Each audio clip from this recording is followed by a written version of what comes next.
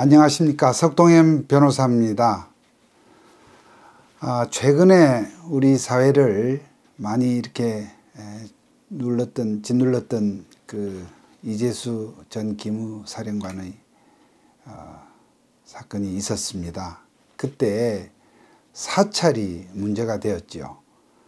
이 사찰을 했다 하는 이유로 어떤 수사가 이루어지고 또 그로 인해서 참 안타까운 또 그런 결과가 왔고, 또 그런 한편에도 그러한 혐의로 그러한 구실로서 지금 여러 사람들이 지금 조사를 받고 재판을 받고 지금 고초를 겪고 있기도 합니다. 그러면 이 사찰이 무엇인가? 이 사찰은 굉장히 우리가 알게 모르게 좀 부정적이고 굉장히 참 나쁜 어감을 지금 줍니다.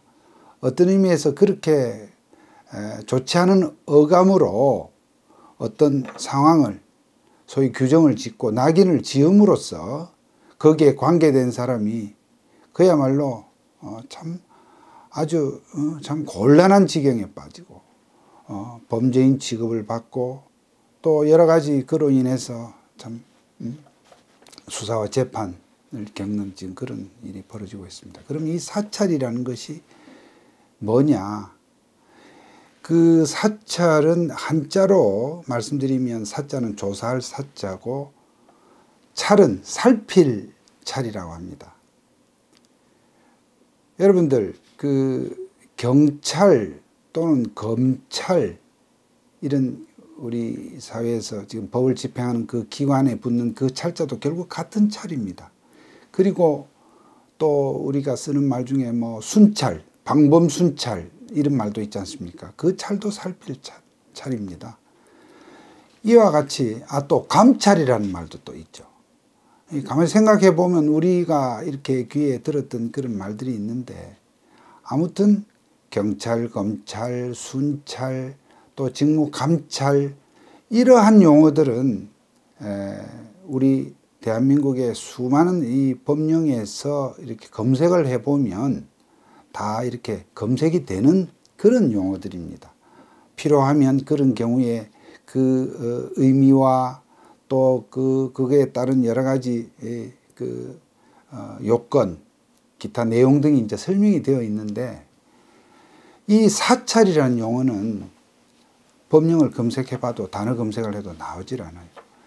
그런 가운데에서도 우리 사회가 가끔 이런 부분으로 사회 전체가 어떤 논란이 벌어지고 그로 인해서 많은 사람들이 또 이렇게 조사를 받고 다치고 하는 상황은 일종의 아이러니입니다.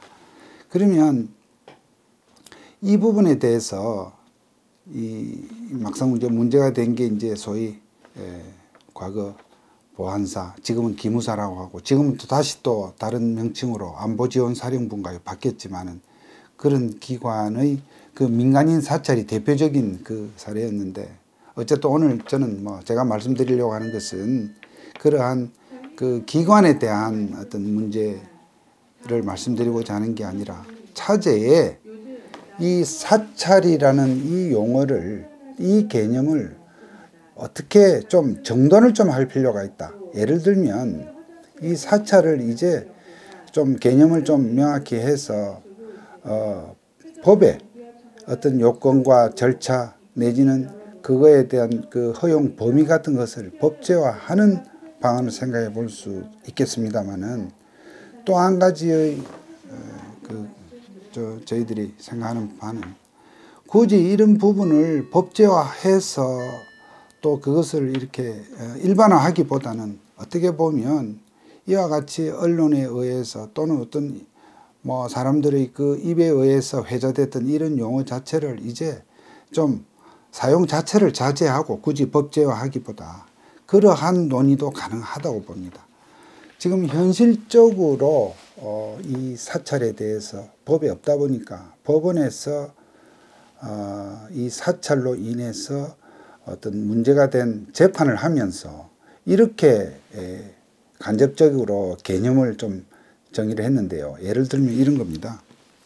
미행이라든지 망언을 이용한, 이 망언이라는 것이 그러니까 누구 사람을 시켜서 누구를 첩자를 시켜서 하는 그런 사람을 망언이라고 하는데, 망언을 이용한 어떤 탐문 활동, 또 제3자를 통해서 어떤 대상자의 어떤 그런 여러 가지 사항, 신변 사항을 이렇게 좀 수집하는 그런 활동이라든지, 또 무슨 이메일을 비롯한 그 개인의 SNS 이런 정보, 요즘 개인 정보가 담긴 여러 가지 그런 내용을 열람을 이렇게 한다든지, 또는 도청 내지 감청을 한다든지 말이죠. 통신사항을.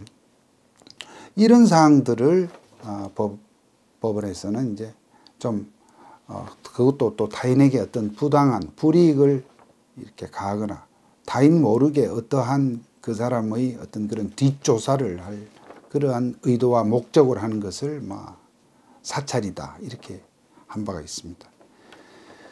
그런데 이런 부분을 가만히 생각해 보면 말이죠. 이런 부분을 어떤 수사기관에서 하는 지금 일반적인 이런 성격의 활동들은 어떤 요건을 갖추었을 때, 혹은 어떤 법 절차에 따라서 하는 부분은 다른 용어로서 설명이 다 되기 때문에, 굳이 이런 부분을 그 수사기관이 하는 어떤 내사활동, 수사활동과 구분해서 굳이 사찰로 해서 사실은 법제화한다는 것이 굉장히, 이를테면 그렇게 해놓으면 분명할 것 같지만은, 그러나 오히려 이것이 이런 사찰 활동을 때로는 더 이렇게 만연시킬 그런 소지도 있다, 이렇게 생각이 듭니다. 그런 점에서 아마 우리 법에서 이 사찰을 개점 정의를 하고 요건을 정하지 못했지 않나, 이런 생각도 사실 들어갑니다. 그래서 제가 생각할 때는 이런 사찰 부분에 대해서 너무 세밀하고, 또 어떤 그걸 까다롭게 이렇게 한답시고 다양하게 이렇게 규정을 하기보다는 원론적으로 소위 정당하지 못한 그런 사찰, 정당한 사유 없이 행하는 사찰에 대해서는 법에서 엄하게 규제를 하는 것으로 해서, 그러한 해석은 법관의 판단에 맡기는 것도 하나의 방법이다, 저는 그렇게 생각을 하고요. 그런 한편으로 또 우리 언론이나 기타 사회단체나 또 어떤 방송에서도 이러한 용어들을 너무 이렇게 과용 내지 남용을 하지 않도록, 또 한편으로 우리의 이 언어 사용 습관에 있어서도 좀 그러한 자세가 필요하지 않나, 그런 생각이 됩니다.